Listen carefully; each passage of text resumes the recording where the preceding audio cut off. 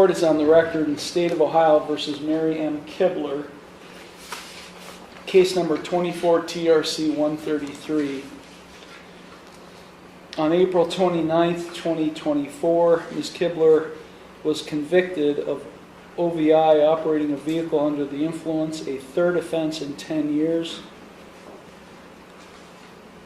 as well as assured clear distance, a minor misdemeanor. As part of her sentence on the OVI,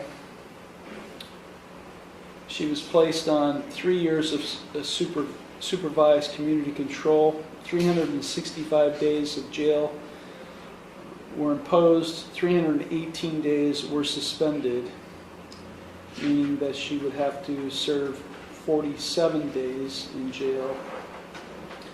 I did convert 17 of those 47 days to 60 days of electronically monitored house arrest, plus the 30 days of actual jail sentence. She was given or imposed a fine of $1,000, ordered to pay $150 per month by May 24th, 2024, and continuing each month no later than the 24th day thereafter. She was ordered to pay restitution to the victim, Eric Dawes, in the amount of $500 by May 24th, 2025. Her license was suspended for 5 years, and so forth. There's a whole bunch of other things. One thing I did order that she successfully continue her treatment at Signature Health and to stay drug and alcohol free for 3 years. The court has been informed that Ms. Kibler has reported to jail to serve her 30-day jail sentence on several occasions and has been turned away each and every time by the Conneaut City Jail because of jail space. The court received a letter from Ms. Kibler filed on May 28, 2025, asking me to reconsider her sentence. Ms. Kibler is present for this hearing on her request. She is without counsel. Also present is Law Director John Lewis and Probation Officer Sean Benoit. Okay, Ms. Kibler, it's your motion, it's your request. What would you like the court to hear? I would just like really to get this over with. If that means serving my time at the county, if I could get in sooner, or doing more house arrest, I would just like to just really get this taken care of. Okay. I'm a full-time babysitter for my grandkids. I have a lot of health issues. I mean, I know I'm not trying to pull a pity kid here, but a lot of things have been put off. Every time I have to report to jail, I have to find a babysitter for my grandkids. And then I call them and say, you know what, I don't need you. It's getting to be difficult. I totally accept responsibility for what I did, though. I do. Well, I appreciate that, and I do know it does create an inconvenience, a substantial inconvenience for those who report. Our county jail is overflowing. We are well above the county jail is well above its jail capacity, legal jail capacity. Our city jail is overflowing. So there's a reason why you keep getting turned away, which is the reason why we're going to be building, we hope, a new jail facility in the county in the next several years, so to increase capacity. Well,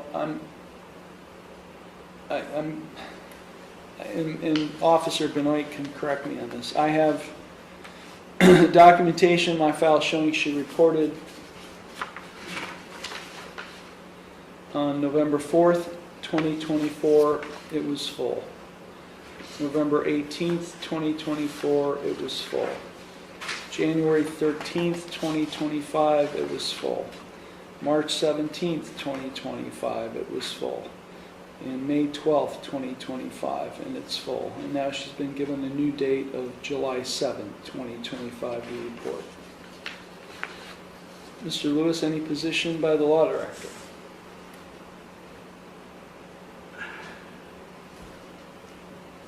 Other than to point out the absurdity of all this, but that you know, a court cannot even sentence someone on a case like this, with, you know, and actually have them serve the jail time. It's pretty absurd to me. Your Honor, what about has she complied with the other conditions of her sentence, including the 60 days of EMHA?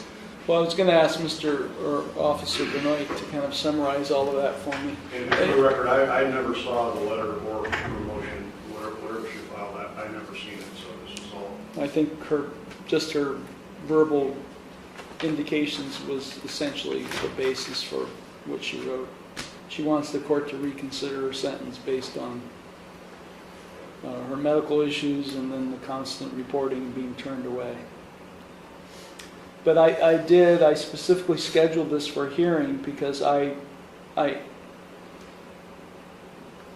asked the probation officer, I needed to know her compliance with all of the other conditions of her sentence before, you know, so I could have that on the record. So that's why I'm about to ask Officer Benoit if he could summarize. Yes, Your Honor. Ms. Kibler did complete her 60 days of electronic monitoring between August and October of 2024. She has not been making her $150 a month payment as ordered on April 2024. She did make her $500 restitution payment, but that was sent towards her court costs and fines somehow and not as restitution. She did report in on those 5 days that you already indicated. I did get a medical update, treatment update from City Health approximately 1 hour ago. There was a crisis intervention done on May 20th, 2025. Ms. Kibler did admit to relapsing and being put into ED on a medical admission and signing herself out of AMA. She was diagnosed with alcohol use severe. She admitted during that time as well. She's been drinking alcohol daily and is drinking today. Is in crisis.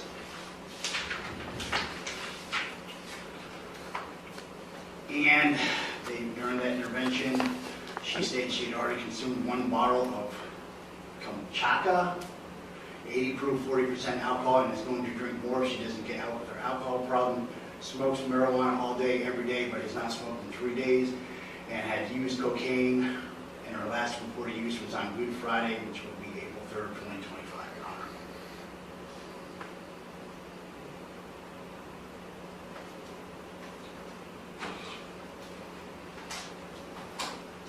Can I interrupt for a minute? I didn't get high on cocaine in February.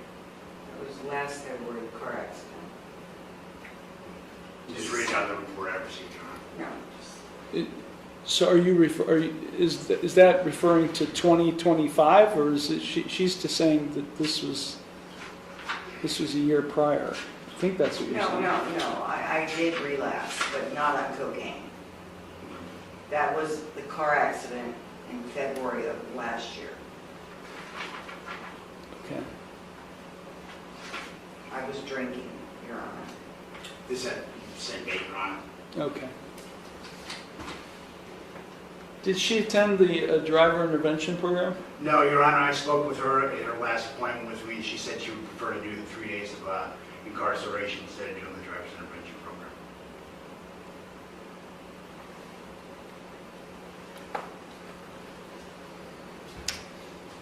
program. Your request is denied, Ms. Kibler. You're going to report on July 7th, and I am going to direct the Conneaut City Jail to take you in, and that's going to be an order.